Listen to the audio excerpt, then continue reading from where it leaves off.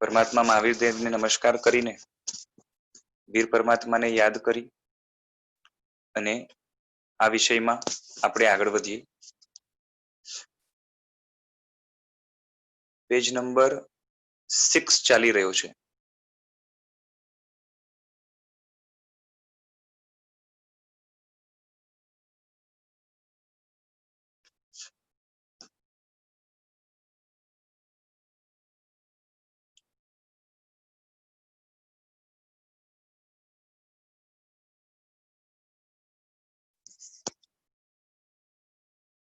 आत्माना अनंत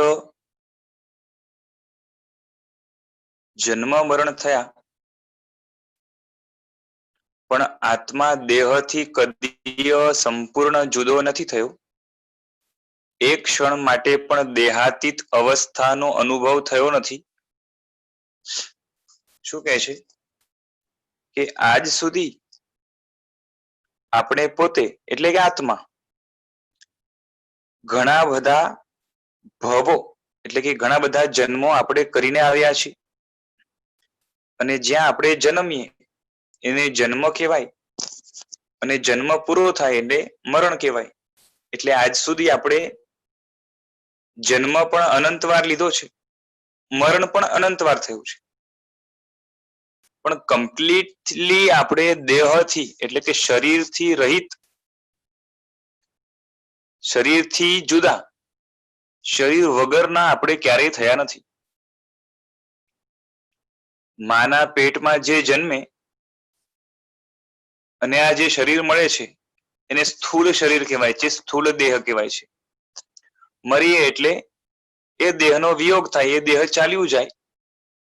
આ શરીર આપણે જન્મ્યા ત્યારે આપણે મળ્યું છે, આપણે પોતે એનો નિર્માણ કર્યો છે કર્મની મદદથી।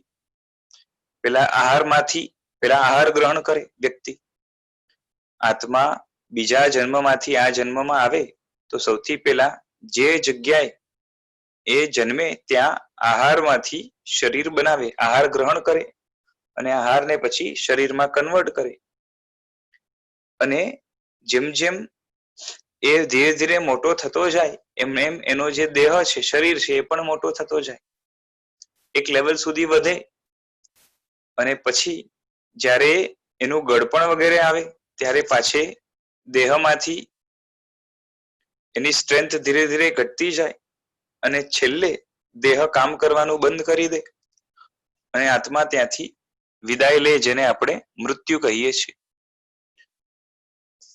મર્યા પછી બીજી જગ્યાએ આત્મા જન્મે, બરાબર છે।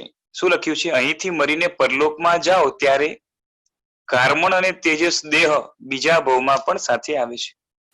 એટલે અહીંથી મરીને બીજી જગ્યાએ જઈએ ત્યાં નવો દેહ, નવો શરીર આપણે નિર્માણ કરીએ, બનાવીએ। તો અહીંયાથી બીજી જગ્યાએ જઈએ એની વચ્ચે તો શરીર નથી ને? તો કે ના, એની વચ્ચે પણ શરીર છે, એ સૂક્ષ્મ શરીર છે, એકલો આત્મા નથી જાતો, સાથે સાથે બે શરીર સાથે લઈને જાય છે અને બંને સૂક્ષ્મ શરીર છે। હમણાં જે આપણું શરીર છે એને સ્થૂળ શરીર કહેવાય। દેવલોકની અંદર દેવતાઓને છે એમનું શરીર પણ સ્થૂળ છે, આપણા કરતા સૂક્ષ્મ છે પણ આમ સ્થૂળ કહેવાય। નરકની અંદર જે જીવો છે એમનું પણ શરીર દેવતાની જેમ જ સ્થૂળ છે, આપણા કરતા સૂક્ષ્મ પણ દેવતા જેવું છે।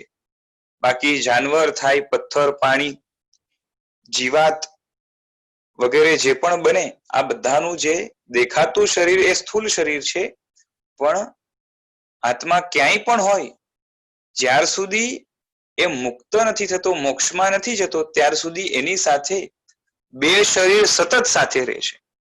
એક જન્મમાંથી બીજા જન્મમાં જાય રસ્તામાં પણ બે શરીર એની સાથે જ છે અને એ શરીર છે કર્મનું શરીર અને એક તેજસ નામનું શરીર। આ કર્મનું શરીર એટલે આત્મા સાથે ચોટેલા કર્મો, બરોબર છે, એ પણ પાર્ટિકલ્સના ફોર્મમાં જ હોય છે, જેને આપણે કાર્બન શરીર કહેવાય છે। જે મનને બનાવવા માટે સ્પેશિયલ કેટેગરીના પાર્ટિકલ્સ છે જેને આપણે મનોવર્ગણા કહીએ છીએ, એ જ રીતે આખા જગતમાં કર્મને બનાવવા માટે સ્પેશિયલ પાર્ટિકલ્સ જે કાર્બન વર્ગના કહેવાય છે. એ જ રીતે આહારમાંથી શરીરમાં કન્વર્ટ કરવા માટે હેલ્પફુલ બને એવા સ્પેશિયલ તેજસ વર્ગના નામના પાર્ટિકલ્સ હોય છે. અને આ તેજસ અને કાર્બન શરીર, તેજસ એટલે આમ તેજ એટલે શરીરમાં જે હીટ હોય છે ને, જ્યાં સુધી વ્યક્તિ જીવતો હોય ત્યાર સુધી એના શરીરની અંદર એક પ્રકારની અગ્નિ કે હીટ, બરોબર છે, એ હીટ નું જન્મ સ્થાન એ તેજસ શરીર છે. અને એના કારણે જ જે છે ને આહારનું શરીરમાં કન્વર્ઝન થઈ શકે છે. તો આ તેજસ અને કાર્બન શરીર એ બધા એ સાથે લઈને જાય છે. એટલે આ શરીર જે છે એનાથી વ્યક્તિ મુક્ત નથી હોતો, એટલે શરીર સાથે હોય જ છે. બરાબર છે. હવે ભવ યોની ઊંચી કે નીચી મળે, બરોબર છે, એટલે મોટા ભવો હોય કે નાના ભવ હોય, પણ દ્રવ્યમન બધી જ યોનિમાં છે. એટલે દ્રવ્યમન વગરનો કોઈ આત્મા નથી હોતો. બરોબર છે. આપણે દ્રવ્યમન મળ્યું છે એના દ્વારા આપણે લાંબો વિચાર કરી શકીએ છીએ. બીજા કોઈ જન્મ હોય, જેમ કે ઝાડ છે, કોઈ ઇન્સેક્ટ્સ છે, બીજા કોઈ જાનવરના ભવ છે, એમાં પણ એને દ્રવ્યમન છે, પણ આપણો જેટલો વિકસિત નથી હોતો, એટલો ડેવલપ નથી હોતો. એટલે બીજા કોઈ ભવમાં જાય તો દ્રવ્યમન છે ખરો, પણ it is not developed. Okay, એટલે લાંબો વિચાર કરી શકે એવું નથી, પણ દ્રવ્યમન હોય છે જરૂર, નહીં તો આત્મા ઉપયોગ પ્રવર્તાવી જ ન શકે. એટલે ઉપયોગ પ્રવર્તાવવું એટલે જ્ઞાન કરવું.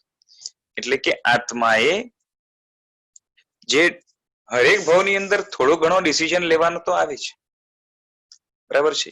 તો એ ડિસિઝન લેવા માટે જે જ્ઞાન કરવાનું આવે એ દ્રવ્યમન જો ન હોય તો ભાવમનની અંદર જે ઉપયોગ કહેવાય છે એ ન હોઈ શકે.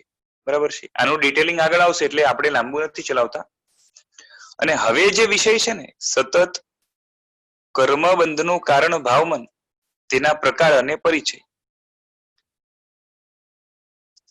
હા, કોઈએ કંઈ પૂછવાનું છે? બોલો. આ આપણે જે સૂક્ષ્મ શરીર માણસ મૃત્યુ પામે એટલે સ્થૂળ શરીર મૃત્યુ પામે અને પછી સૂક્ષ્મ શરીર બને છે. ના, બનતું નથી. અહીંયા પણ હોય છે અને સાથે પણ લઈ જાય છે. તો નવું કોઈ નથી બનતું. બીજો જન્મ લે એ વચ્ચે કઈ ગેપ હોય? હા, ગેપ હોય એટલે કેટલો હોય કે ફ્રેક્શન ઓફ સેકન્ડ નો ગેપ હોય. તો આપણે જે કહેવાય છે કે 11 દિવસ 13 દિવસ 14 દિવસ સુધી એનો આત્મા ભટકે છે, તો એ શું કહેવાય? હા, એ આપણે જૈન ધર્મમાં એ માન્યતા નથી. Okay okay okay. આ જે છે ને બીજા ફિલોસોફીઝમાં છે, આપણે અહીંયા એ માન્યતા નથી. બરાબર. તરત જ જન્મ થાય છે ફ્રેક્શન ઓફ સેકન્ડમાં. થોડોક ફ્રેક્શન ઓફ સેકન્ડ ખાલી વચ્ચે રહી શકે, બાકી તરત જન્મ છે. તો એ વચ્ચેનો ભાગ જો એક સૂક્ષ્મ શરીર એ કાયમ સાથે જ હોય છે. સાથે જ હોય છે. જ્યાં સુધી મોક્ષમાં ન જાય ત્યાં સુધી આ બે સૂક્ષ્મ શરીર કાર્બન અને તેજસ સાથે હોય છે. Okay, thank you. હા, હવે અહીંયા જે બતાવે છે કે આપણે સતત કર્મ બાંધીએ છીએ, બરાબર છે. એનું કારણ શું છે તો કે ભાવમન. તો એનો અહીંયા ઇન્ટ્રોડક્શન આપે છે કે ભાવમનથી કર્મ બંધ થાય છે. કર્મબંધના 4 પ્રકાર છે. કર્મબંધ એટલે શું? કાર્મણ શરીરનો આત્મા સાથે જોડાવું. ઓકે, યાની કર્મ એ આત્મા સાથે એટેચ થાય છે, ચોટે છે, ચીપકે છે. ઓકે, એનું કારણ શું છે? ભાવમન. એ હવે બતાવે છે. હવે કર્મ જે છે ને, કર્મના 4 પ્રકાર હોય છે સ્ટ્રેન્થના હિસાબે. આમ તો કર્મના ઘણા પ્રકાર છે, એમાંથી સ્ટ્રેન્થના હિસાબે 4 પ્રકાર છે. એક છે સ્પૃષ્ટ, એક છે બદ્ધ સ્પૃષ્ટ, એક છે નિદ્દત અને નિકાચિત. બરાબર છે. હવે આ જે 4 પ્રકાર છે એ કેવા છે? આપણે છે ને બહુ ડિટેલિંગમાં નહીં જઈએ, કેમ કે ખાલી ભાવમન કારણ છે એ આપણે જાણવું છે, બીજું કઈ નહીં. તો જેમ કે આ ભીત છે, સમજો તમારી સામે જે દીવાર છે, બરાબર, એ અગર કોરી હોય, લીસી હોય, બરાબર છે, તેના પર ભીનાશ ન હોય, એટલે કોઈ મોઇશ્ચર કે કઈ ન હોય, અને એના ઉપર તમે સમજો કે ધૂળ નાખો તો ધૂળ અડીને તરત નીચે પડી જશે, ચોટશે નહીં. એના બદલે સમજો દીવાલ થોડીક રફ છે, ખરબચડી છે, રાઈટ, અથવા તો થોડી ભીની વાળી છે, તેલ વગેરે વાળી છે, અને એના ઉપર તમે ધૂળ નાખો તો એ ચોટી જશે, રાઈટ. તો એ જ રીતે વિતરાગ હોય ને જે વ્યક્તિ, જેને રાગ દ્વેષ નથી, રાઈટ, જેને રાગ દ્વેષ નથી એને ભાવમન નથી. ભાવમન એટલે શું? આપણે પેલા જ વાત થઈ કે ભાવમન એ મોહનું ઘર છે, જેની અંદર બધો કચરો ભર્યો છે. હવે જેનો કચરો સાવ સાફ થઈ ગયો છે એને આપણે વિતરાગ કહીએ છીએ. હવે જેનો કચરો સાફ થઈ ગયો છે એટલે શું થઈ ગયું કે પેલા ચિકાસ હતી ને એ રાગ દ્વેષના કારણે, ક્રોધ, માન, માયા, લોભ, બરોબર છે, આ બધા ઈચ્છાઓ, આ બધું છે ને એ મોહના ભાવો છે. અને મોહ છે ને એક જાતની ચિકાસ છે. તો જ્યાર સુધી ચિકાસ હોય ત્યાર સુધી જ ચોટે, કર્મ ચોટે. અને લીસી દીવાલ હોય એને જેમ ટચ કરીને પડી જાય છે, રાઈટ, ધૂળ, એ જ રીતે વિતરાગનો આત્મા એ લીસી ભીંત જેવો છે, એના પર ચિકાસ નથી. એટલે કદાચ કર્મ આવે પણ ચોટતા નથી, નીચે પડી જાય છે, અડીને નીચે પડી જાય છે, બરાબર છે. એટલે કર્મમાં કોઈ એવી ચિકાસ કે રસ નથી. એટલે શું લખ્યું છે? રસ વગરનું કર્મ આત્માને કોઈ બંધ કરતું નથી. બંધ શબ્દ એટલે જ ચોટી જવું. બંધ એટલે ચોટી જવું. ખાલી ટચ કરીને પડી જાય તો એને આપણે બંધ ન કહીએ. રાગ દ્વેષ એ ચિકાસ છે, રાઈટ. અને રાગ દ્વેષ એ શું છે? તો કે રાગ એટલે શું? તો કે જળનું આકર્ષણ એ રાગ. જળ એટલે non living, non living material છે. એટલે આત્માને પોતાના સિવાય બીજી વસ્તુઓમાં જ્યારે રસ પડે છે, બરાબર છે, એને રાગ કહેવાય છે. કર્મ ત્યારે જ ચોટે જ્યારે તમારામાં રાગ દ્વેષ હોય.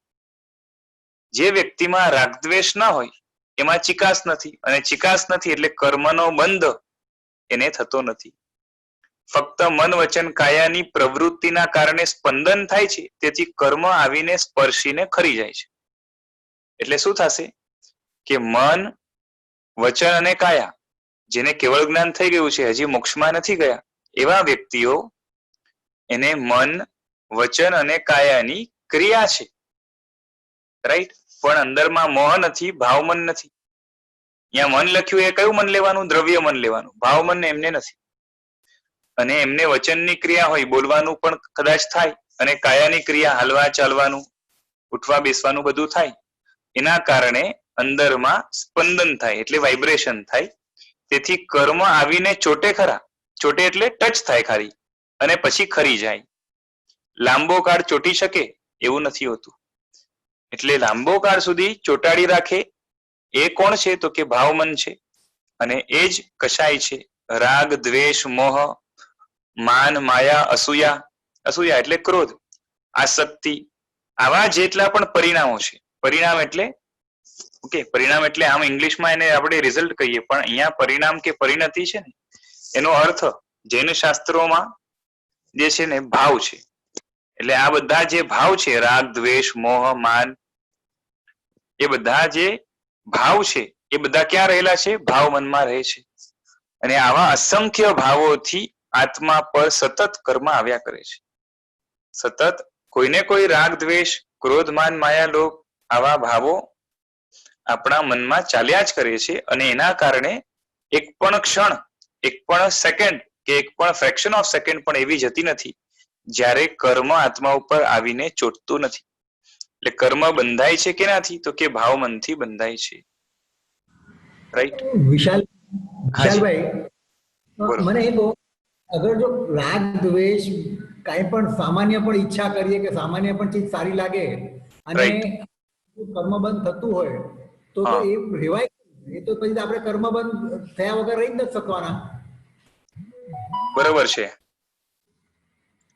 એટલે રાગ દ્વેષ સતત ચાલુ છે એ તો નક્કી છે, બરાબર. હવે થાય છે શું કે આપે કીધું ને કે રાગદ્વેષ વગર આપણે રહેતા નથી, લગાતાર રાગદ્વેષ ચાલુ જ છે. રાગદ્વેષ કે રાગદ્વેષના રિલેટેડ જે પણ ભાવ છે, ક્રોધ, માન, માયા, લોભ, બરોબર છે, પછી હાસ્ય, રતિ, અરતિ, ભય, શોક, પછી ઈર્ષા, મદ, મોહ, આ બધું જ ચાલુ છે અંદરમાં. એટલે સતત કર્મનો બંધ ચાલુ જ છે. એટલે કર્મ આત્મા સાથે ચોટ્યા જ કરે છે. અને એ પણ ખાલી ચોટીને પડી જાય છે એવું નથી, આત્મા ઉપર સ્ટિક થઈને લાંબો સમય સુધી રહે છે અને આગળ જઈને એનો ફળ પણ મળે છે. હવે કર્મને બાંધવાથી જો અટકાવવું હોય તો રાગદ્વેષને કાઢવા પડે મૂળમાંથી, પણ એ આપણા માટે ડિરેક્ટલી પોસિબલ નથી. બરાબર ને? જેમ છે ને, કોઈ નાનો બાળક હોય, એ નાનો બાળક એને છે ને એ અંગૂઠો ચૂસવાની આદત હોય, અંગૂઠો ચૂસવાની આદત હોય તો એને આપણે કહી દઈએ કે ભાઈ અંગૂઠો નહીં ચૂસ, બરાબર છે, એના મોઢામાંથી અંગૂઠો કાઢી લઈએ તો શું થશે? સમજાય છે? પાછો નાખશે. પાછો નાખશે. એટલે હવે એની માટે ઉપાય શું કરવાનો? એક ઝાટકે અંગૂઠો ચૂસવાનું છોડી દેશે ખરો? નહીં છોડે. તો શું ઉપાય કરવાનો?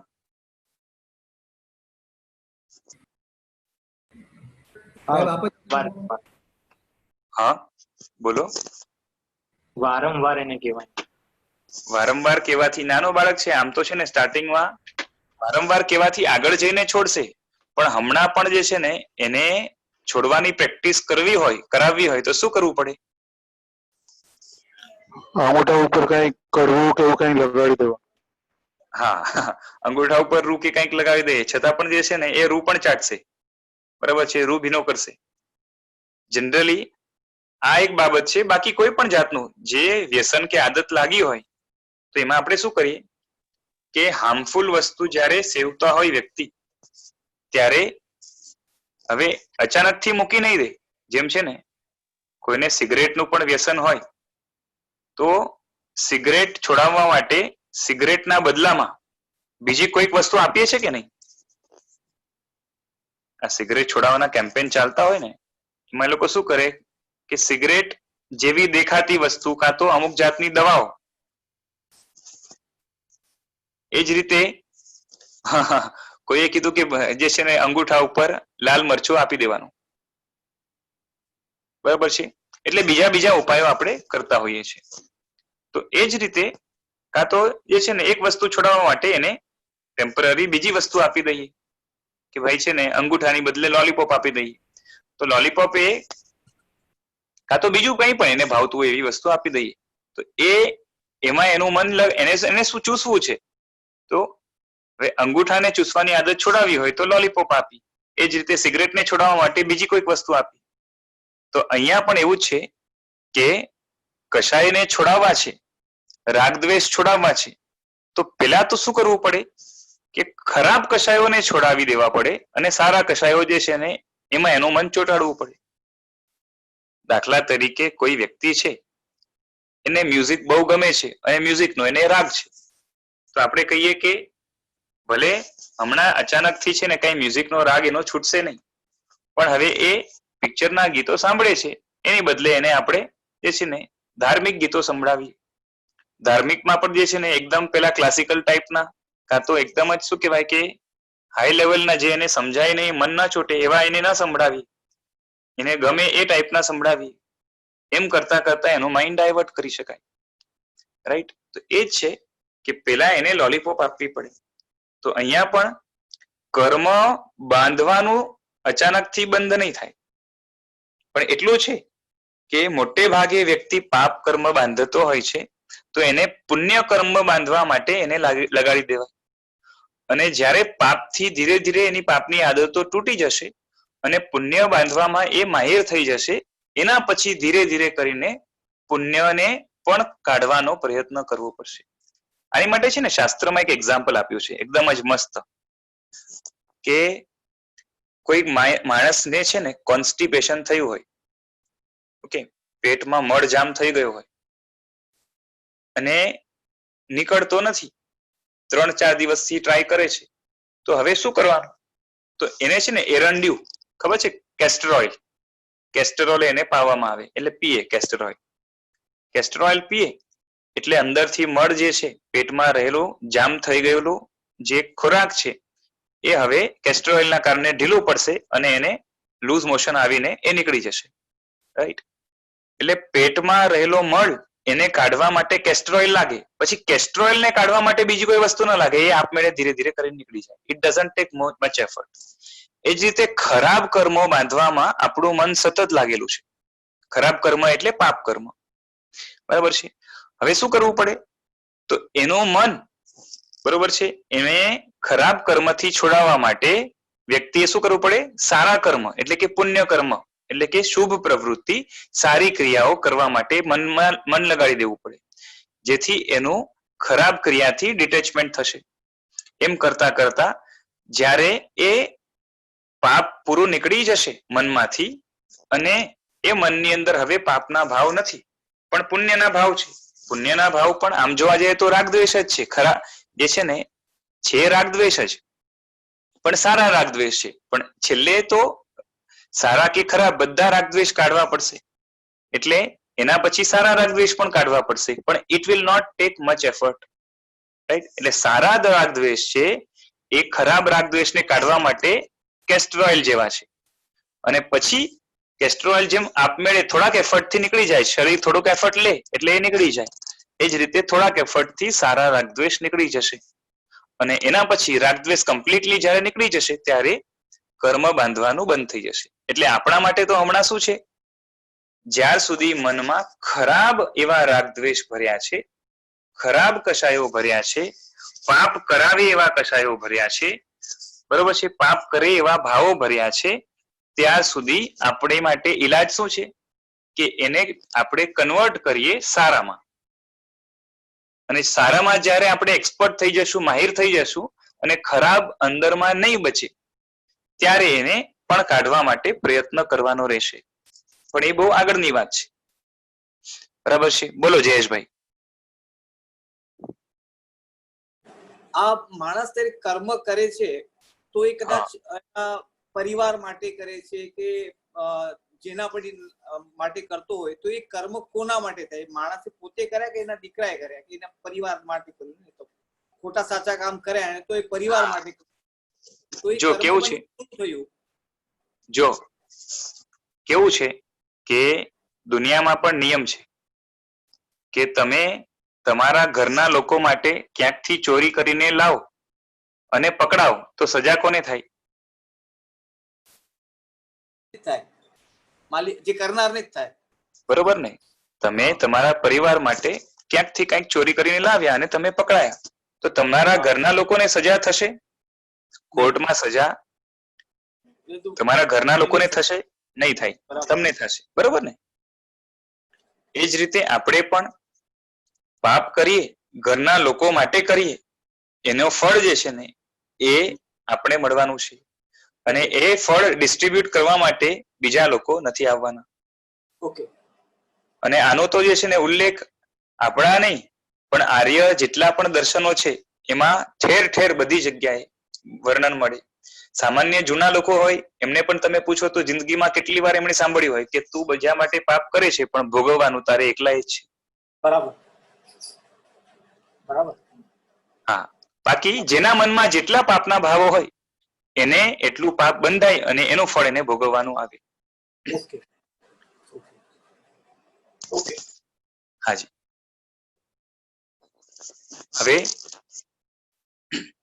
આગળ ચાલીએ તો વિકસિત કે અવિકસિત, નાનું કે મોટું મન, તો આ જગતમાં બધા જીવોને હોય છે. એટલે કોઈ પણ જીવ મન વગરનો નથી.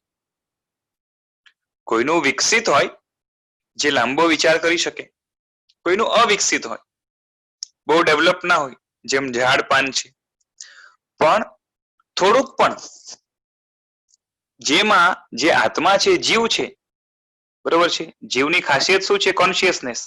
અને એક કોન્શિયસનેસ જે એક્સપ્રેસ કરવા માટે, એને એક્ટિવ કરવા માટે મનની જરૂરત પડે છે, દ્રવ્ય મનની. કોઈ પાસે નાનું હોય, કોઈ પાસે મોટું હોય, પણ બધા જીવને મન તો હોય છે. જો તેમનામાં શુભ અશુભ ભાવ ન હોય તો તેમને કારણ વગર કર્મ બંધ થાય નહીં. જગતના બધા જીવોને એને કર્મ બંધ છે, કર્મ બંધાય છે, બરોબર. જે લોકો પાસે મન વચન કાયા છે એ બધાને કર્મ બંધાય છે, રાઈટ. અને મન વચન કાયાથી જે સ્ટોપ થઈ ગયા છે કાં તો રહિત થઈ ગયા છે એમને કર્મ બંધાતું નથી. અને એમાં પણ જેમાં ભાવ મન ઇન્વોલ્વ છે, એટલે જેમાં કશાયો, કશાય એટલે ક્રોધમાન માયા લોભ સમજવાનું, બરોબર છે, રાગ દ્વેષ સમજવાનું. એટલે જેના મનની અંદર આવા કશાયો છે અને એ પણ ખરાબ છે એટલે અશુભ છે, તો એમને પાપ કર્મ બંધાશે. અને જેને શુભ છે એને પુણ્ય કર્મ બંધાશે. શું છે? શુભ કે અશુભ ભાવ ન હોય તો કર્મ બંધાશે નહીં, રાઈટ છે. એટલે જૈન શાસનમાં નિર્દોષને સજા નથી, દોષિતને જ છે, બરોબર છે. એટલે વગર ગુનો કે વગર વાંકે કોઈને સજા હોતી નથી. જે દોષિત છે, જેને ગુનો કર્યો છે એને કર્મ સજા આપશે. પછી તે વ્યક્તિ નાની હોય કે મોટી હોય, બરાબર છે. ખુદ તીર્થંકર પણ જો ભૂલ કરે તો એમને પણ સજા મળે. અને કોઈ નાનો જીવ છે એ પણ સારું કામ કરે, બરોબર છે, તો એને પણ અહીંયા વિશાલભાઈ મને એ હાજી.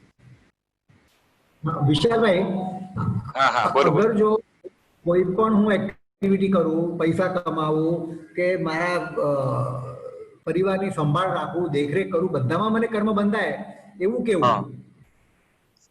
એમાં એવું કઈ તો એવું નથી કે હું સંભાળ રાખવું, મારી બધી કર્તવ્ય પૂરું કરું પછી કર્મ ન બંધાય? અચ્છા, એવું તો છે ને બનવાનું નથી.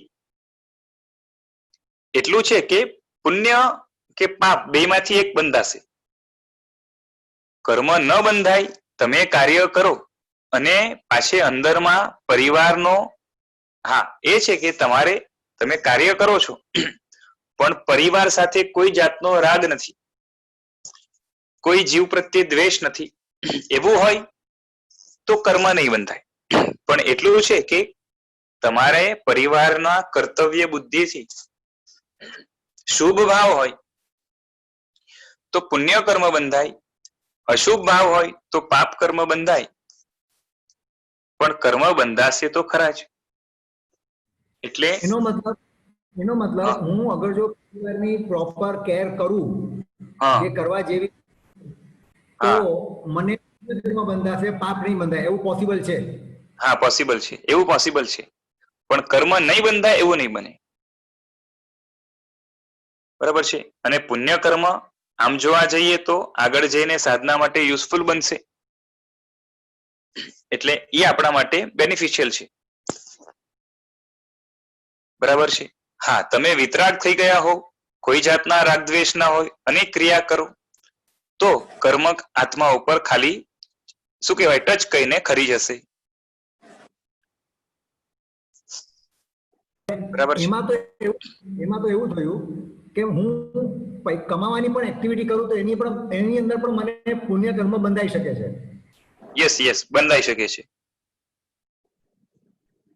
પણ વિશાલભાઈ, જો આપણી યાત્રા જો મોક્ષ તરફ હોય, કરવી હોય, તો પુણ્ય કર્મ પણ ઝીરો કરવા પડશે અને પાપ કર્મ પણ ઝીરો કરવા પડશે. એ તો મેં કીધું ને, હમણાં જ વાત થઈ ગઈ કે પેલા પાપને મનમાંથી કાઢવા માટે પુણ્યના ભાવ કરવા પડશે, એટલે શુભ ભાવ કરવા પડશે. અને એમાં જયારે આપણે પાવરફુલ થઈ જાય અને પાપના જરાય ભાવ નથી તો આપણે એક તો સેફ સાઈડ તો છે ને કે પાપ નથી, એટલે સંસારની અંદર પણ જે છે ને પ્રતિકૂળતાઓ, અંતરાયો, ઇવન મોક્ષ મેળવવા માટેના પણ અંતરાયો, એ બધા આપણાથી ઘણા દૂર રહેશે. અને પછી એ શુભ ભાવને પણ એટલે કે પુણ્યને પણ ઝીરો કરવું પડશે. ઓકે, અને પછી મોક્ષમાં જશે વ્યક્તિ. ઓકે, એ તો છે જ. હા, એ તો રહેવાનું છે. ઓકે, પણ પ્રોસેસ એ છે કે ડાયરેક્ટ પાપમાંથી જે છે ને સીધો મોક્ષમાં જાય, પાપને અચાનકથી પૂરેપૂરા સ્ટોપ કરી દે અને પુણ્ય માટેની પ્રિપેરેશન કર્યા વગર સીધો જે છે ને કશાયોને જીતી જાય, એવા જીવો બહુ અલ્પ હોય. ઓકે ન હોય એવું નથી, પણ કેવા કેટલા હોય તો કે જે છે ને અનંતમાં એકાદ મળે. એટલે એ ડિફિકલ્ટ પ્રોસેસ છે. એટલે જનરલ માર્ગ રસ્તો તો શું છે કે પાપને છોડવા માટે પેલા પુણ્યને પકડવું પડે, અને પુણ્યમાં પાવરફુલ થઈ જાય અને પાપનો જે સ્વભાવ હતો અંદરથી, પાપમાં જે રુચિ હતી અને પાપના ભાવો એટલે કે અશુભ ભાવો, એમાં જે રસ પડતો હતો એ રસ હવે બિલકુલ સ્વભાવમાંથી પણ નીકળી ગયો હોય તો આપણે કમથી કમ સેફ સાઈડ તો થઈ જઈએ, અને પછી મોક્ષ માટેની આરાધના ઈઝી થઈ જાય. ઓકે એટલે હું એમ સમજુ છું કે મારે અગર મોક્ષ માર્ગમાં આગળ વધવું હોય કે મારે ધર્મમાં આગળ વધવું, તો મારે કમાવાનું બંધ કરવું જરૂરી નથી, પરિવારની દેખભાળ રાખવી જરૂરી નથી, એમના પ્રત્યેના જેટલા કર્તવ્યો છે એ પણ પૂરા કરવા જરૂરી છે. આ બધું કરીને પણ હું ભગવાન કે છે તો ચોક્કસ આગળ વધી શકું. હા, પણ કેવું છે કે તમારી પાસે ઇનફ પૈસા છે, તમારી પાસે ઇનફ પૈસા છે અને એનાથી પરિવાર સારી રીતે ચાલી શકે છે, અને તમે એમ કહો કે હું કમાવા જાઉં અને એમાં હું અશુભ ભાવ નહીં કરું, હું કમાઈશ પણ હું અશુભ ભાવ નહીં કરું અને મને પુણ્ય બંધાશે, તો આવું પોસિબલ એટલા માટે નથી કારણ કે ત્યાં તમે પોતે પોતાને ઠગો છો. તમને પોતાને પૈસાનો ત્યાં લોભ છે, પણ તમે એને ઇગ્નોર કરીને પોતાનું કર્તવ્યનું નામ આપો છો. બરાબર છે? એટલે ત્યાં આપણે પોતાને જે છે ને ઠગવાનો, છેતરવાનો પ્રયત્ન કરીએ છીએ. હા, એવું હોય કે ઇનફ મની નથી, શરીર જે છે ને જે સંસારની જવાબદારી છે, પરિવારની જવાબદારી છે, અને માટે એમને કઈ મારી ન નખાય કે મરતા મૂકી ન દેવાય, જેમ તેમ પણ ન જે છે ને, કેમ કે રિસ્પોન્સિબિલિટી માથે હોય એટલે. નહીં તો જે છે ને જીવો પ્રત્યે કઠોરતા, જીવોની રિસ્પોન્સિબિલિટીથી દૂર ભાગવાનું પાપ લાગે માથે. એટલે આ રસ્તો નથી. પણ જેની પાસે પૈસા છે જ અને સારી રીતે ચાલી શકે છે, હવે છતાં પણ કમાય છે, તો સમજી લેવાનું કે અંદરમાં લોભ પડ્યો છે અને એનાથી પાપ બંધાશે. અને એવી જવાબદારી માથે છે અને પૈસા નથી અને માટે કમાવું પડે એવું જરૂરી છે, જેથી પરિવાર ચાલે, એ લોકો છે ને જીવન સારી રીતે વ્યતીત થાય, અને એ લોકોને પણ આગળ જઈને તમે ધર્મ માર્ગમાં વાળવાનો પ્રયત્ન એ ઇન્ટેન્શન લઈને કાર્ય કરતા હો તો પાપ નહીં બંધાય.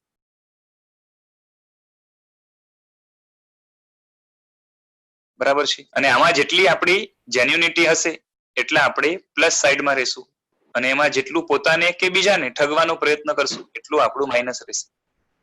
વિશાલભાઈ, હાજી, આમાં પરિવારની વ્યાખ્યા શું? એટલે how do you define what is my family? Only the one who have married કે મારા મધર ફાધર પ્લસ, એટલે ક્યાં સુધી એનું શું ડેફિનેશન છે? જો કેવું છે કે તમે ફેમિલીમાં તો છે ને જેટલું લાંબુ કરો એટલું થાય, પણ કેટલું છે, હું ખાલી રિસ્પોન્સિબિલિટીની વાત કરું છું કે તમારા જે મા બાપ છે અથવા દાદા દાદી કે એ બધા આવી ગયા, તો એ જે છે ને એમણે તમારા ઉપર ઓલરેડી ઉપકાર કરી દીધો છે, અને હવે તમે કેપેબલ થયા છો, and their body has started degrading, right? હવે તમારે રેસિપ્રોકેશન ની વારી છે. રેસિપ્રોકેશન એટલે કમથી કમ એમના ઉપકારને તમે વાળો. બરાબર છે? તો એમનું અહિત ન થાય, એમને જીવનના છેલ્લા તબક્કાની અંદર કે આગળમાં દુઃખ ન થાય, એ તમારી જવાબદારી બની જાય છે, કેમ કે ઓલરેડી તમે એનો બેનિફિટ લઈ ચુક્યા છો. તો હવે તમારી ફરજ રેસિપ્રોકેશન તરીકે પણ, ટીટ ફોર ટેટ કહેવાય ને, એ રીતે પણ જે છે તમારી ફરજ બને. એટલે ત્યાં તમારી રિસ્પોન્સિબિલિટી આવશે, એ નક્કી થઈ ગયું. બીજા નંબરે તમારી પત્ની, તો પત્ની તો તમારું મોઢું જોઈને કાં તો શું છે કે તમારી સાથે જ સંબંધ બાંધીને આવ્યા છે, અને ત્યાં તમારું મ્યુચ્યુઅલ બેનિફિટ છે. સમજાય છે? તમને એનો ટેકો છે, એમનો તમને છે, રાઈટ? તો ત્યાં જવાબદારી આવશે. પછી દીકરા દીકરી જે થાય એમના ઉપર, એ જ્યાં સુધી ફીબલ છે, ફીબલ એટલે સમજ્યા ને, જ્યાં સુધી કમજોર છે, પોતાના પગભર નથી, ત્યાર સુધી એમની જવાબદારી પણ તમારા માથે આવશે.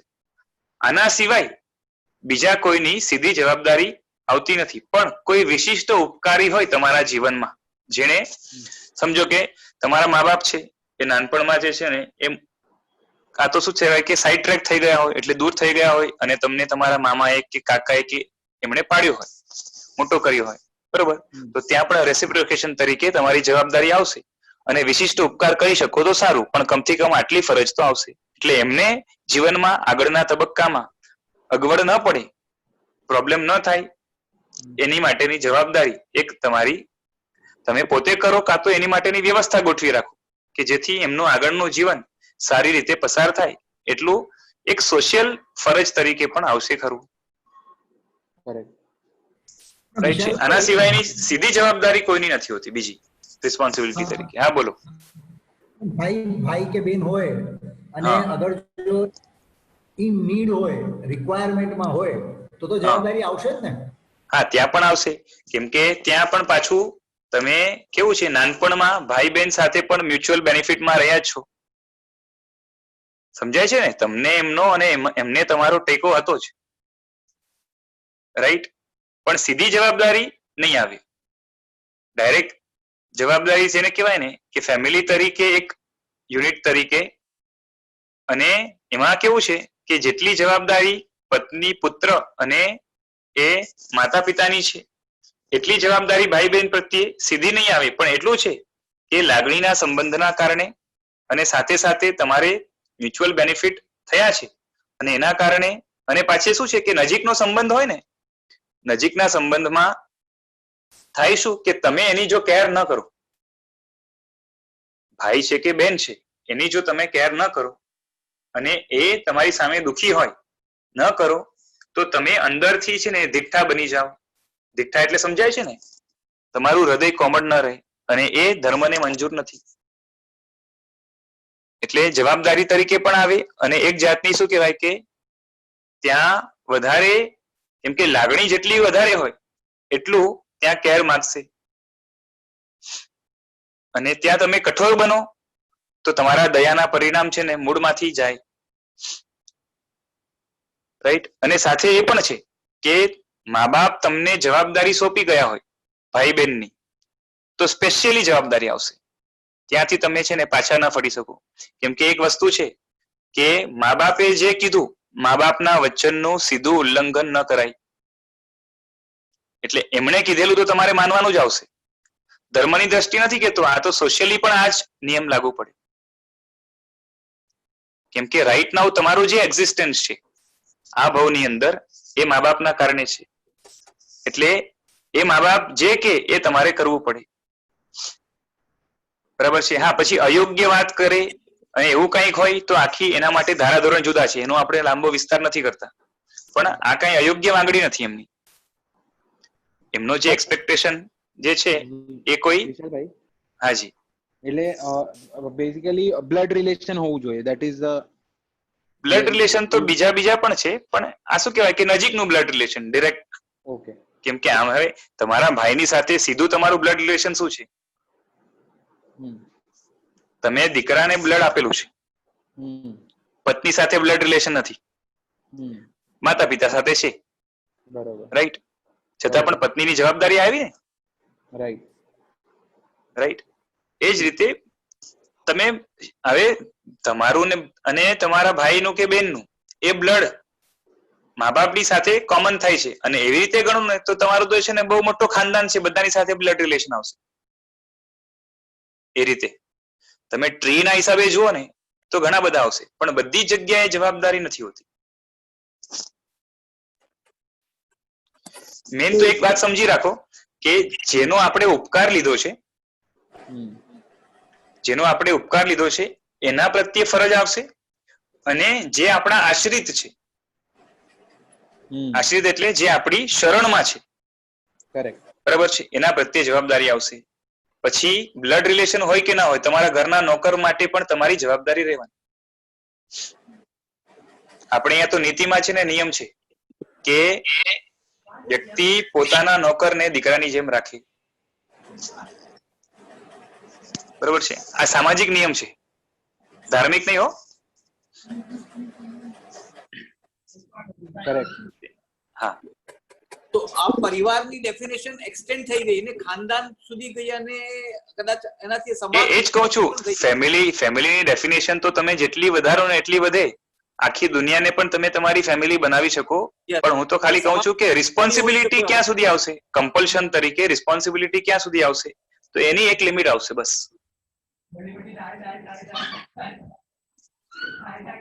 સમજાય છે?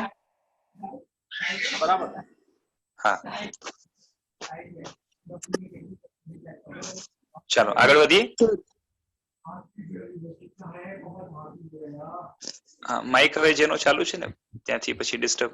ભારતીબેન છેડા બંધ રાખજો. હું અહીંયાથી કરી દઉં છું, પાછી ચાલુ નહીં કરતા. ચાલો, હવે વાત શું થતી હતી કે સજા છે ને એ નિર્દોષને નથી થતી, દોષિતને જ થઈ છે. અને તીર્થંકર પણ છે એ પણ, આ તો કેવું છે, તીર્થંકર કોઈ પણ છેલ્લા ભવની અંદર કોઈ પણ સીધી ભૂલ કરતા નથી અને માટે એમને જે છે ને પાપ કર્મ બંધાતું નથી. બંધાય તો પુણ્ય બંધાય, બરાબર છે, અને જે છે ને એમની સાધના આગળ ચાલે. પણ એ તીર્થંકરના આત્માએ પણ પૂર્વ ભવની અંદર ક્યારેય પણ કોઈ પણ ભૂલ કરી હોય, બરાબર છે, તો એને પણ તીર્થંકર થવાના છે માટે સજા નહીં થાય એવું નથી થવાનું, એમને પણ સજા થાય જ.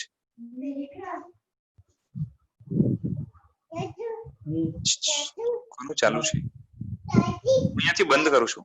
કોઈને કામ હોય ને તો રેઝ કરજો હેન્ડ. સમજાય છે? અને સજા એટલે શું? તો એ જ કે જે કશાયો કરે અને એ પણ જો ખરાબ પ્રકારના કશાયો છે તો એને પાપ બંધાશે અને પાપની સજા દુઃખ, પ્રતિકૂળતા, અનફેવરેબલ સિચ્યુએશન તરીકે એને મળશે. આગળ ચાલીએ. શું લખ્યું છે? સૃષ્ટિનું સર્જન કે સંચાલન કરવા માટે કોઈ વ્યક્તિની જરૂર નથી. આખા જગતનું સંચાલન અને સર્જન કરવા માટે કોઈ પર્ટિક્યુલર વ્યક્તિ એની જરૂર નથી. આજે પણ તમને ખબર હોય ને તો મોટા ભાગના ધર્મો, આર્ય કે અનાર્ય, બધા શું માને છે કે આ જગત કોઈ પરમાત્માએ બનાવ્યું, એની રક્ષા કરે છે પરમાત્મા અને એનો નાશ પણ પરમાત્મા કરે છે. આવું બીજા ધર્મો માને છે. જ્યારે સૃષ્ટિનું સર્જન, સંચાલન કે વિનાશ એના માટે કોઈ વ્યક્તિ તરીકે આપણે અહીંયા જૈન ધર્મમાં માનતા નથી.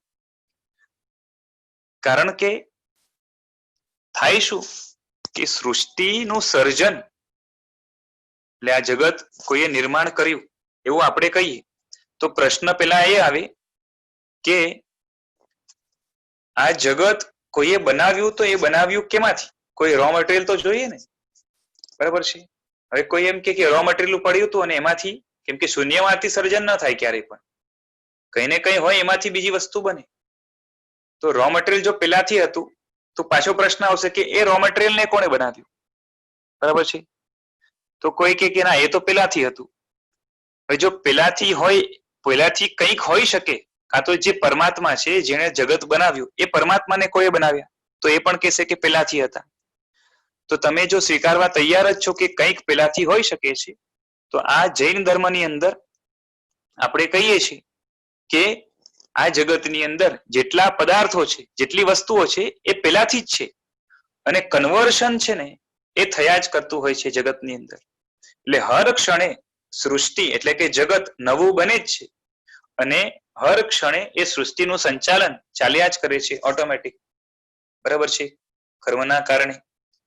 કારણ કે કાર્ય થાય અને એનું ફળ મળે, પાછું નવું કાર્ય થાય, ફળ મળે, આ રીતે આખું જગત ચાલે છે. અને હરેક ક્ષણે સૃષ્ટિનો વિનાશ પણ થાય છે, કેમ કે નવો ફોર્મ આવે એટલે જૂનો ફોર્મ નાશ થયો કહેવાય. એટલે આખા જગતની અંદર સર્જન થાય છે, એનું સંચાલન થાય છે. જેમ આજે હિન્દુ ધર્મની અંદર માન્યતા અમુક અમુક વર્ગની કેવી છે કે સૃષ્ટિનું સર્જન બ્રહ્માએ કર્યું, એનું સંચાલન વિષ્ણુ કરે છે અને એનો વિનાશ એ શંકર કરે છે, બરાબર છે, મહેશ. તો એ લોકોએ આ રીતે પાત્ર ત્યાં ગોઠવેલા છે. આપણે કહીએ છીએ કે કોઈ વ્યક્તિ એવું કરતી નથી અને કરવાનો કોઈને સીધો અધિકાર કે રાઈટ પણ મળતો નથી. તો ફિલોસોફી આપણી અહીંયા એ જ છે કે જગત આખું આમ જોવા જઈએ તો સ્વયં સંચાલિત છે, ઓટોમેટિકલી ચાલે છે. પણ કોઈ પણ વસ્તુ ઓટોમેટિકલી ચાલતી હોય એની પાછળ પણ કારણ તો હોય જ ને. જેમ કોઈ મશીન ઓટોમેટિક ચાલે છે પણ એની પાછળ પણ ઇલેક્ટ્રિસિટી વગેરે જે પણ હોય એની અંદર રહેલી સિસ્ટમ એ કારણ રૂપે તો હોય જ. કારણ વગર કાર્ય નથી થતું. તો આખા જગતની અંદર જે પણ ચેન્જીસ થાય છે એની પાછળના કારણો ચોક્કસ છે જ, અને એ જ આપણે અહીંયા જોવાનો પ્રયત્ન કરી રહ્યા છીએ. એટલે શું લખ્યું છે? એ સનાતન શાશ્વત સ્વયં સંચાલિત છે. આખું જગત કેવું છે? સનાતન શાશ્વત છે, એટલે હંમેશાથી છે અને હંમેશા રહેશે. અને સ્વયં સંચાલિત એટલે આપમેળે કાર્ય કરી રહ્યું છે. બરાબર છે? એને કોઈ વ્યક્તિ, અલગથી કોઈ વ્યક્તિ ચલાવે છે એવું નથી. બરાબર છે? આના વિશે ઘણી બીજી પણ દલીલો છે, પણ આપણે હમણાં વિષયથી બહાર જવું નથી. અહીંયા જેટલું લખ્યું છે એટલું આપણે જોઈશું. અને જે પણ જગતમાં ચેન્જીસ થાય છે એ કેના કારણે થાય છે? વ્યક્તિઓ એક્શન કરે છે. આ જગતની અંદર જેટલા પણ જીવો છે એ બધા જન્મે છે, મરે છે, કાર્ય કરે છે, બોલે છે, નાચે છે, ગાય છે, બધું કરે છે. બરોબર છે? આ બધું કરે છે કેના કારણે? શરીર છે માટે. અને શરીર કેના કારણે છે? કર્મ છે માટે. અને કર્મ કેના કારણે છે? તો કે અંદરમાં ખરાબ ભાવો છે એના માટે. અને ખરાબ ભાવો કેમ છે? તો કે અંદર ભાવમન છે. એટલે ભાવમન જ્યાં સુધી છે ત્યાં સુધી બધું કાર્ય ચાલુ છે. જે વ્યક્તિનું ભાવમન નાશ પામ્યું, બરાબર છે, એનું લગભગ હવે કાર્ય સમાપ્ત થઈ ગયું. અને હવે એકવાર મોક્ષમાં જશે પછી આ સર્જન સંચાલન વગેરે એમાં એનું ઇન્વોલ્વમેન્ટ સાવ ઝીરો થઈ જશે. એટલે ભાવમન અંદરમાં રહેલ આત્માના ભાવો છે. આપણે પેલા પણ જોઈ ગયા કે ભાવમન શું છે? આત્માના ભાવો એટલે જ્ઞાન સ્વરૂપે છે. દ્રવ્ય મન દ્વારા જે આપણે વિચાર વગેરે કરીએ છીએ એનું જ જ્ઞાન જે આત્મામાં થાય છે એને આપણે ભાવમન કહીએ છીએ. અને એ જ્ઞાન સારું પણ હોઈ શકે, ખરાબ પણ હોઈ શકે. રાઈટ? તો જે ખરાબ ભાવ છે, ખરાબ જ્ઞાન છે, જેની અંદર કંઈક ભેળસેળ છે, રાઈટ, એનું સ્ટોરેજ જ્યાં છે એ લબ્ધિ ભાવમન છે. આપણે પેલા જોઈ ગયા હતા, એનું રિવિઝન જ છે હમણાં. બરાબર છે? સાહેબની ભાષામાં દ્રવ્યમન કેનાથી બનેલું છે? અણુપરમાણુથી બનેલું છે. એટલે લખ્યું કે દ્રવ્યમન અણુપરમાણુની સંરચના છે.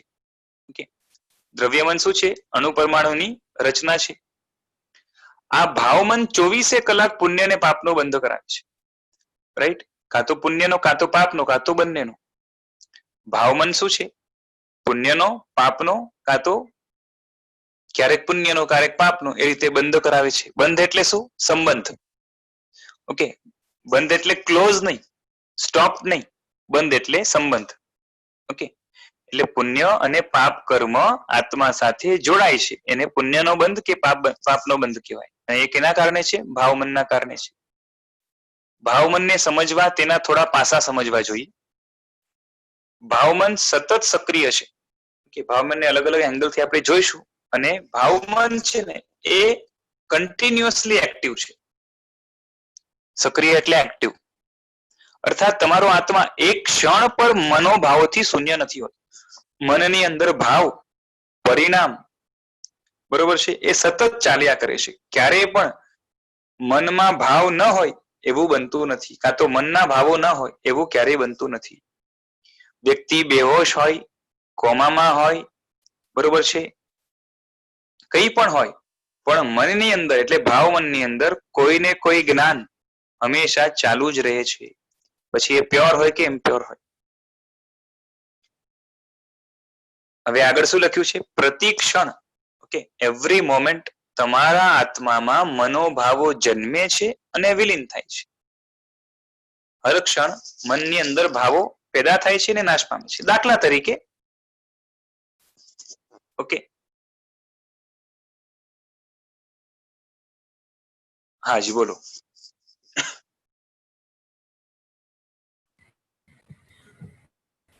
આની અંદર ભાવમનની જે આપણે વાત કરી ને કે 24 કલાક એ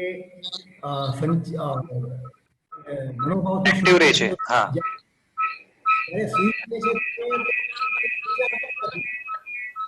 અશોકભાઈ તમારે ત્યાં નેટવર્ક નો કંઈક પ્રોબ્લેમ છે, ઇશ્યુ કે અવાજ કટ થઈને આવે છે.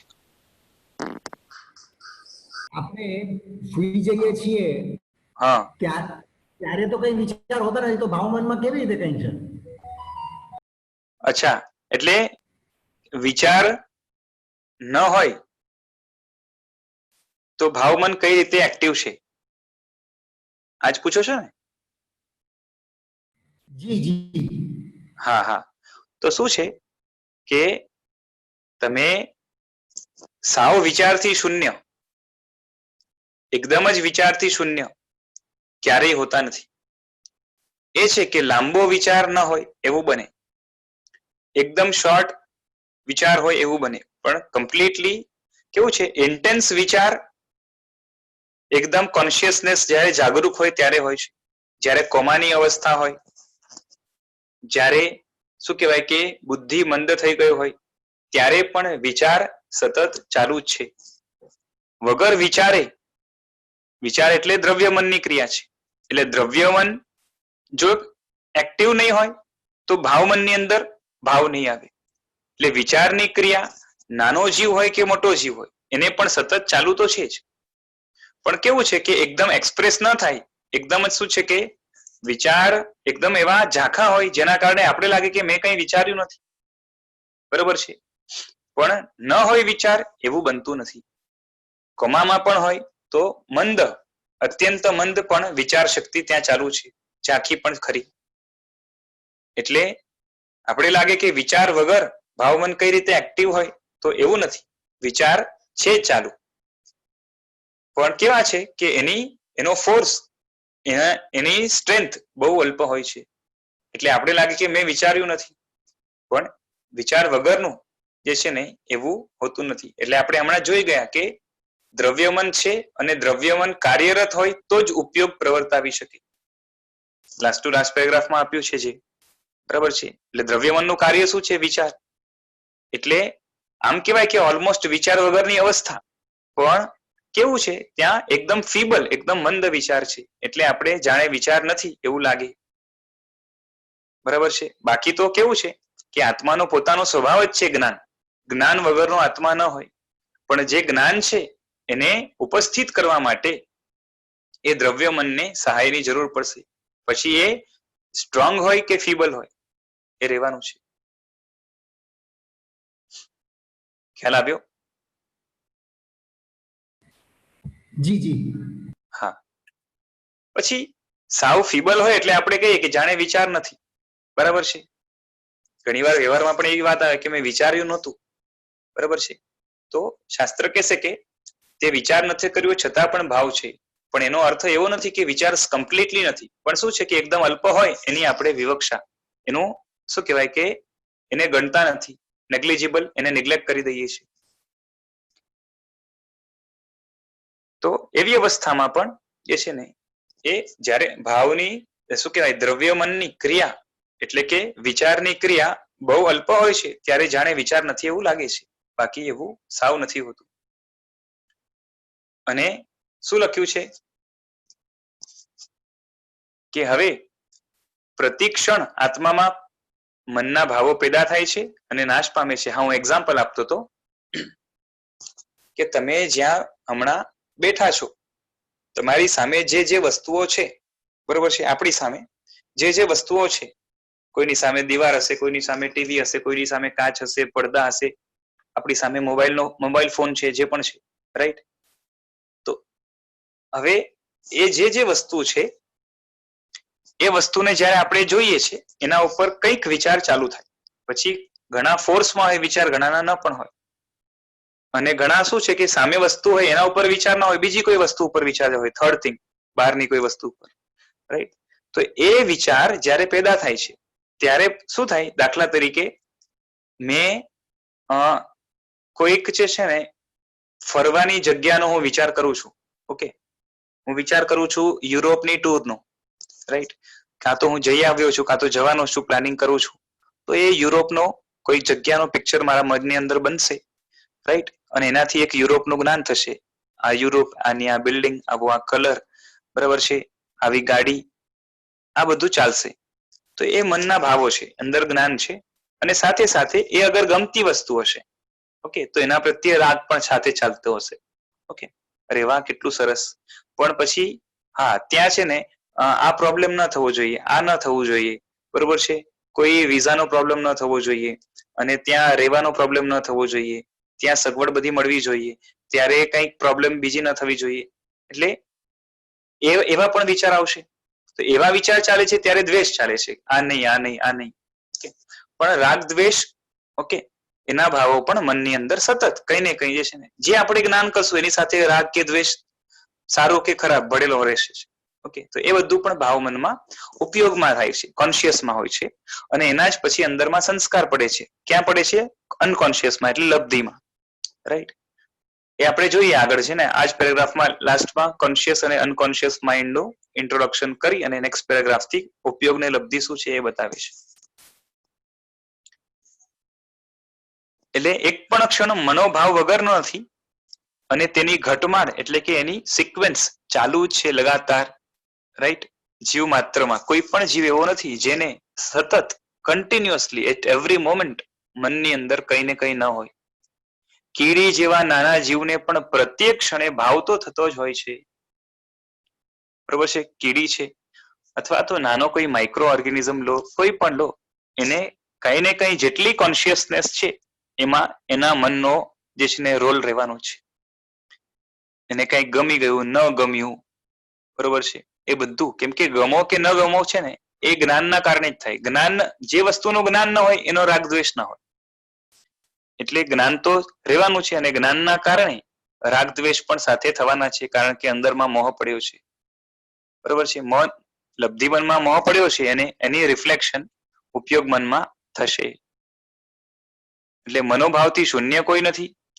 પ્રતિક્ષણ પેદા થતા મનોભાવને ઉપયોગ મન કહે છે. એટલે કે રાઈટ નાઉ પ્રેઝન્ટમાં આપણે જે અનુભવાય છે જ્ઞાનમાં એને કોન્શિયસનેસ કહેવાય, અને એ કોન્શિયસનેસ દ્રવ્ય મનના કારણે જે પણ થાય એને ઉપયોગ મન કહેવાય. એટલે હવે બતાવે છે કે ભાવમન છે, બરોબર છે, ભાવમન એ આત્મા સાથે જોડાયેલું છે. ઓકે, આત્મામાં જ છે, સમજો ને, કાં તો આત્માનો જ એક જાતનો હિસ્સો છે. અને એ ભાવમનના બે પાર્ટ્સ છે, ઉપયોગ મન અને લબ્ધિ મન. ઉપયોગને આપણે કોન્શિયસ માઇન્ડ કહીએ છીએ અને લબ્ધિ મનને અનકોન્શિયસ માઇન્ડ કહીએ છીએ. રાઈટ? હવે એનો ઇન્ટ્રોડક્શન બતાવે છે કે ઉપયોગ મન શું છે. બરાબર છે?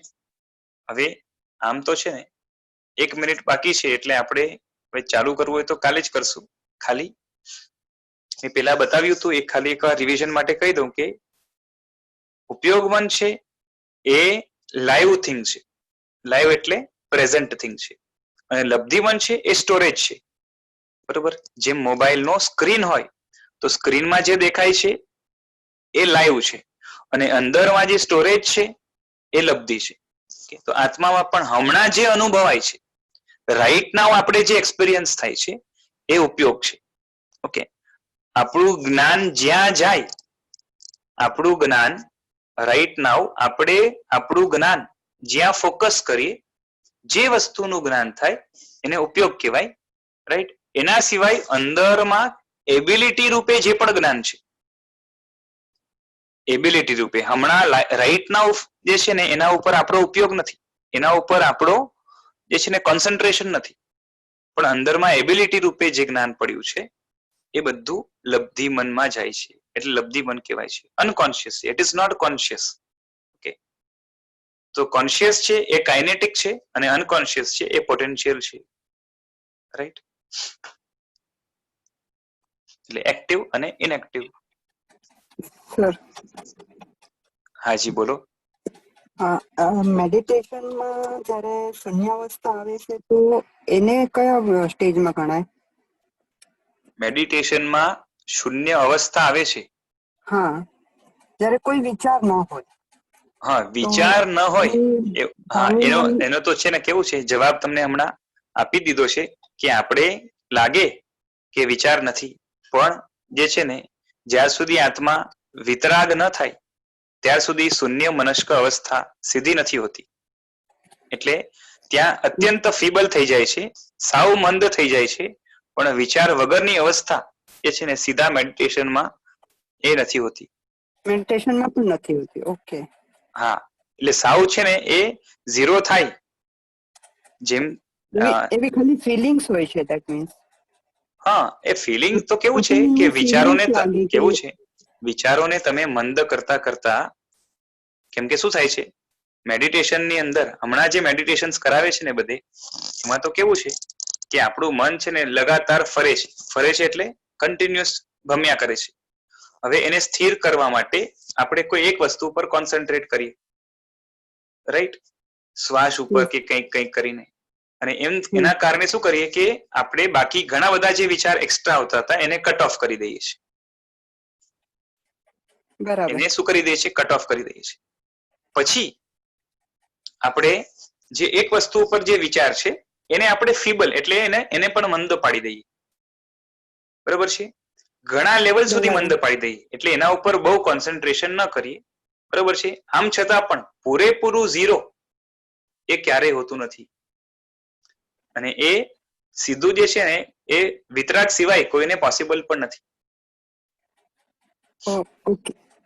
એટલે એની ખાલી આપણી ફિલિંગ્સ છે, મેન્ટલ ફિલિંગ્સ છે, એક્ચ્યુઅલમાં નહીં હોય. ફિલિંગ પણ, હા, એટલે આમ જોવા જઈએ તો એક જાતનો ભ્રમ છે, પણ કેવું છે કે જે અત્યંત મંદ હોય ને એનો અનુભવ પણ જે છે ને, જેમ તમને કહું કે તમે છે ને આખો લાડુ ખાઓ તો તમને મીઠો લાગે, બરોબર છે.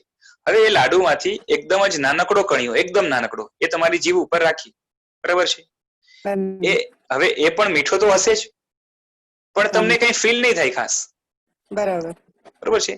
તો એટલી અલ્પ વસ્તુ હોય એટલે જાણે એમાં છે ને કાંઈ જ નથી એવું લાગે, બરાબર છે, પણ આપણા પાસે હમણાં એને માપવાની કેપેસિટી, બહુ ઝીણી વસ્તુને માપવાની રાઈટ નાઉ આપણા જ્ઞાનમાં સીધી કેપેસિટી ન હોવાના કારણે આપણે એને વેલ્યુએટ નથી કરી શકતા. બાકી અલ્પ માત્રામાં પણ વિચાર ત્યાં હોય છે. Okay okay. હા, ચાલો આજે રાખીએ, સમય થયો છે. હાજી અશોકભાઈ. હાજી સાહેબ. હાજી, આજે રાખીએ છીએ. કાલથી હવે આમ જોવા જઈએ તો મુખ્ય મુદ્દા ચાલુ થવાના છે, એટલે જે લોકો એબસેન્ટ છે એ લોકોને પણ ખાસ જાણ કરજો, બરાબર છે. અને અહીંથી ફરી એકવાર આપણે જેમના થકી આ જ્ઞાન આપણા સુધી પહોંચ્યું છે, અને આમ જોવા જઈએ ને તો મન વિષયક આ પુસ્તક માસ્ટરપીસ છે, અને એનું આપણે મંથન કરવા મળી રહ્યું છે, આપણા અહોભાગ્ય છે. અને આવા ગુરુ ભગવંત જેમના થકી મળી રહ્યું છે એવા ગુરુ ભગવંતને પણ આપણે યાદ કરીએ. કચ્છાધિપતિ, કચ્છ નાયક આચાર્ય દેવ શ્રીમદ વિજય યુગભૂષણ સુરીશ્વરજી મહારાજ સાહેબને વંદના કરી અને એમનો ઉપકાર સ્મૃતિમાં રાખી, સ્મૃતિમાં લાવીને એમને પણ કોટી કોટી નમન કરીએ છીએ, બરાબર છે. આજે રાખીએ છીએ. જેના વિરુદ્ધ કંઈ બોલાયું હોય તો મિચ્છામિ દુક્કડમ. પ્રણામ.